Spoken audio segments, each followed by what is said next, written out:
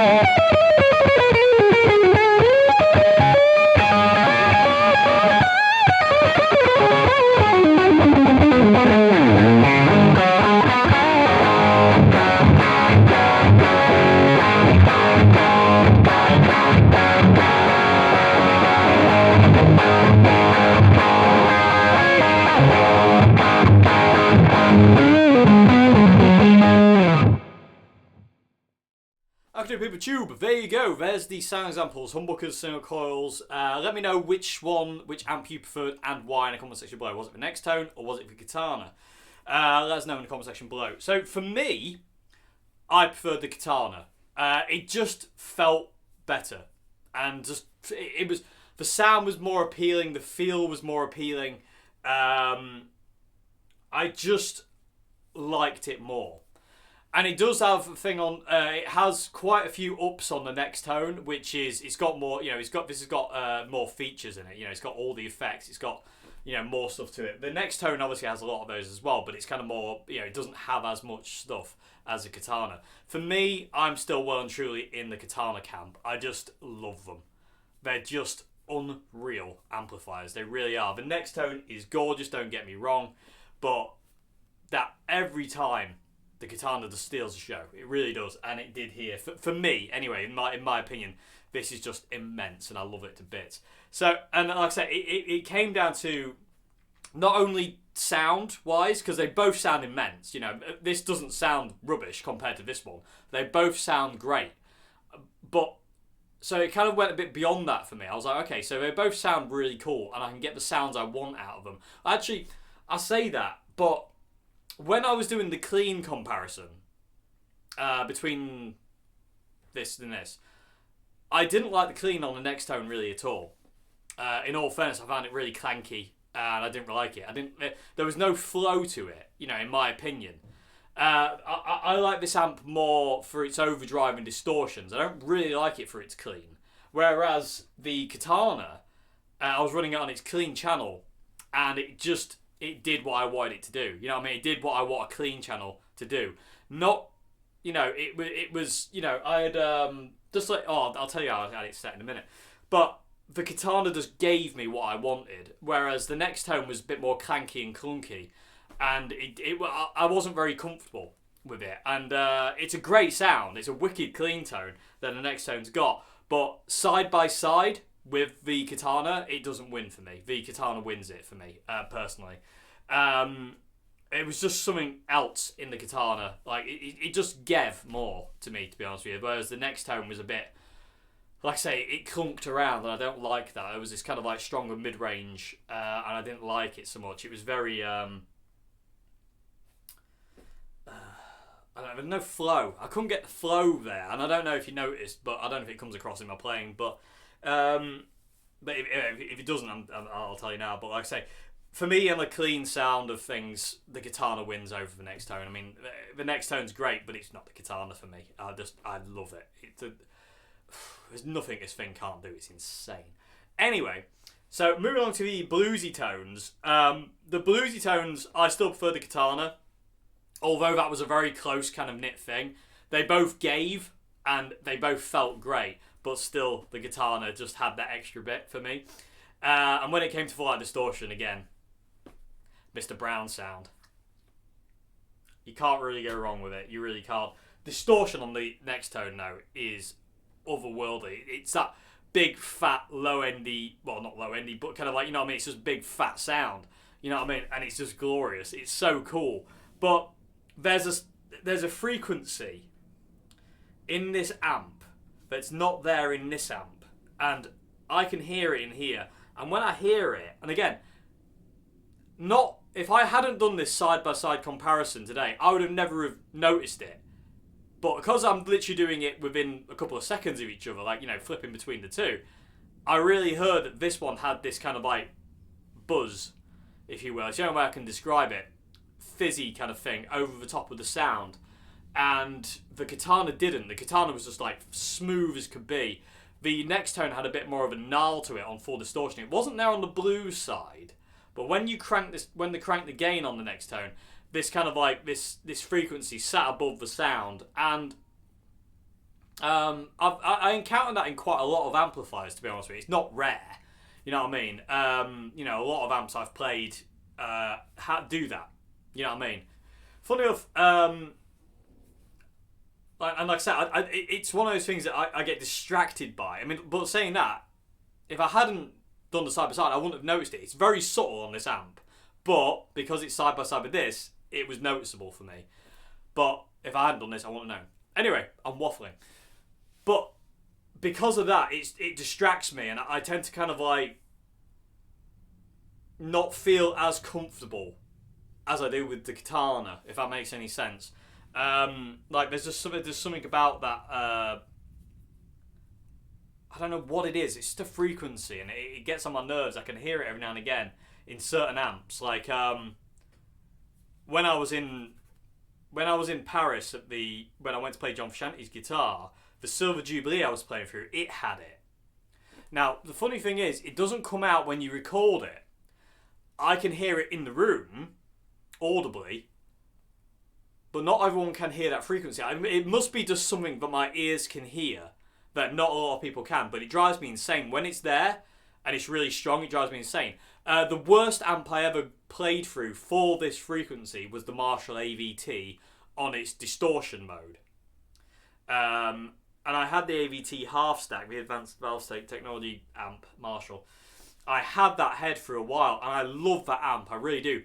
But I hate the fizz on that distortion channel. It's not there on OD1, it's not there on the clean, but it's there on OD2 on that amp, and it drives me spare. And I spoke about it when I did a review on that amp, and it drove me mental, and I really don't like it. And it's there on this subtly. Like I say, that Silver Jubilee of Joe Bonamassa's that I played through, it had that as well. Again, it wasn't as much as normal, like some amps, should I say? I don't know what normal is, but it was still there. And it's kind of off-putting for me. I kind of have to put my head into a different place to get by it, if that makes any sense. Because I kind of get distracted by it. It kind of pulls me out at the moment. I don't like that. Whereas the Katana doesn't have that. None of the Katanas I've got do that. You know, my 50 watt, the 100 watt Mark 1s and the Artist, they don't do that. They don't have that frequency. But the CR120 doesn't have that frequency. The Marshall MG doesn't have that frequency at all. You know what I mean?